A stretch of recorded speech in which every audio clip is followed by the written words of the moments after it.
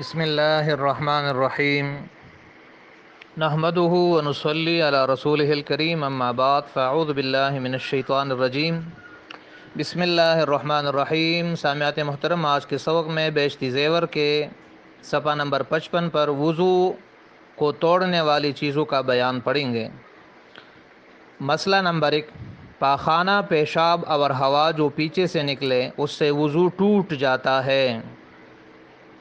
پاخانہ، پیشاب اور ہوا جو پیچھے سے نکلے اس سے وضو ٹوٹ جاتا ہے، البتہ اگر آگے کی راہ سے ہوا نکلے، جیسا کہ کبھی بیماری سے ایسا ہو جاتا ہے، تو اس سے وضو نہیں ٹوٹتا۔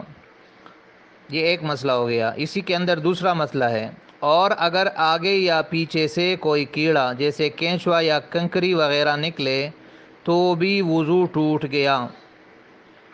اگر آگے یا پیچھے سے کوئی کیڑا جیسے کینچوا یا کنکری وغیرہ نکلے تو بھی وضو ٹوٹ گیا۔ یہ مسئلہ اچھی طرح یاد کر لے۔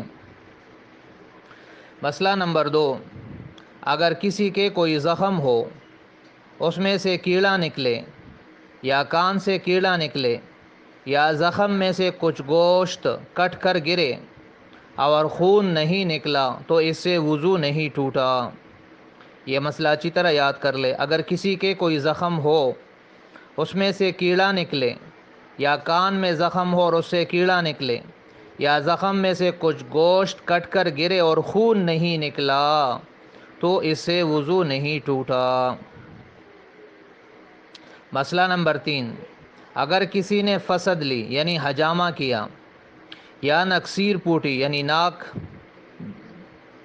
ناک زخمی ہو گیا، یا چوٹ لگی اور خون نکل آیا، اکثر گرمی کی وجہ سے ناک سے خون بہہ جاتا ہے اور خون نکل آیا، یا پوڑے پنسی سے یا بدن بھر میں اور کہیں سے خون نکلا یا پیپ نکلی تو وضو جاتا رہا، البتہ اگر زخم کے منہ ہی پر رہے، زخم کے منہ سے آگے نہ بڑھے تو وضو نہیں گیا۔ یعنی خون تو نکلا ہے لیکن بہا نہیں ہے بلکہ اپنی جگہ پہ رہا ہے تو وضو نہیں گیا۔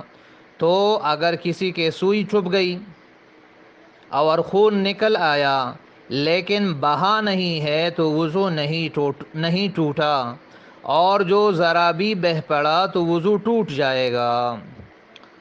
مسئلہ نمبر 4، اگر کسی نے ناک سینکی یعنی ناک کے اندر جو رینڈ ہے اس کو باہر پھینکا اور اس میں جمے ہوئے خون کی پٹکیاں نکلی تو وضو نہیں گیا، کیونکہ یہ جو خون کی پٹکیاں ہے یہ جمع ہوا خون ہے۔ وضو جب ٹوٹتا ہے کہ پتلا خون نکلے اور بہہ پڑے۔ اگر کسی نے اپنی ناک میں انگلی ڈالی، پھر جب اس کو نکالا تو انگلی میں خون کا دبا معلوم ہوا، لیکن وہ خون بس اتنا ہی ہے کہ انگلی میں تو ذرا سا لگ جاتا ہے لیکن بہتا نہیں ہے، تو اس سے وضو نہیں ٹوٹتا۔ یعنی جب وضو ٹوٹے گا جب پتلا خون ہو اور بہہ پڑے، جمع خون ہو یا اپنی جگہ پر خون ہو لیکن بہا نہیں ہے تو نہیں ٹوٹے گا۔ مسئلہ نمبر 5، کسی کی آنکھ کے اندر کوئی دانہ وغیرہ تھا، وہ ٹوٹ گیا یا خود اس نے توڑ دیا اور اس کا پانی بہہ کر آنکھ میں تو پھیل گیا لیکن آنکھ کے باہر نہیں نکلا تو اس کا وضو نہیں ٹوٹا، اور اگر آنکھ کے باہر پانی نکل پڑا تو وضو ٹوٹ جائے گا۔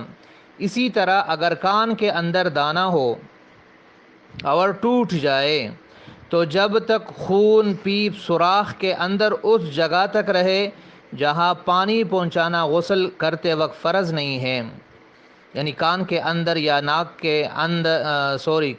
کے اندر پانی پہنچانا فرض تو نہیں ہے، باہر سے دھونا فرض ہے، تو تب تک وضو نہیں جاتا، اور جب ایسی جگہ پر آ جائے جہاں پانی پہنچانا فرض ہے تو وضو ٹوٹ جائے گا۔ وہی مسئلہ ہے کہ آنکھ کے اندر یا کان کے اندر جب تک وہ خون ہے یا پیپ ہے اور باہر نہیں نکلا تو وضو نہیں ٹوٹے گا، لیکن اگر باہر آ جائے گا تو پھر وضو ٹوٹ جائے گا۔ تو یہ 5 مسائل ہے، اس کو اچھی طرح ذہن نشین کر لے، اچھی طرح یاد کر لے۔ اللہ تعالی ہمیں اس کو سمجھنے اور اس پر عمل کرنے کی توفیق عطا فرمائے۔ صدق اللہ العظیم، وآخر دعوانا الحمد للہ رب العالمین۔